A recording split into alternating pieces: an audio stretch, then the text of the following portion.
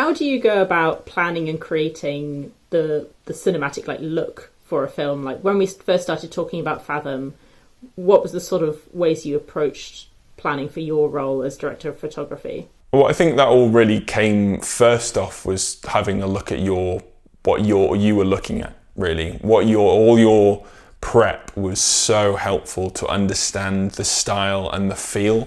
And I think we talked about the feel quite a bit at the start, and the texture, I'd say, of the film, and wanting it to have that semi like nostalgic warmth to it. It's still a futuristic piece, so it's kind of how we worked with that, but also had those old style elements to it as well, especially with the set direction as well. The set was such a weird, vast space, and the part that we were using, it was so small. It's a vast space and it's dark, but it also has like the strong like orange light that we talked about. I think it added to the sort of like incongruity of like, this is old, but it's also futuristic, and it's like dusty and orange. It felt like faded film. The room felt like it was fading. It was, and to be honest, I think that was your ingenious by putting newspapers on the windows. Those old newspapers really changed the feel of the whole room and gave it that extra texture without us having to do any lighting.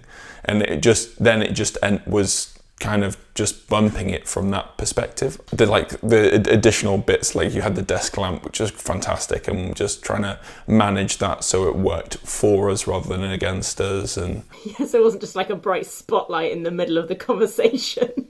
Yeah. And George Bleak, the gaffer, it was just incredible to have him, working with him, as he just always had a solution or an idea of how we could get what we needed, and the way that you designed the set with Naomi to make sure it just worked seamlessly on the day. Well, I say seamlessly, but there's always those elements. In general, it felt quite an easy setup for that.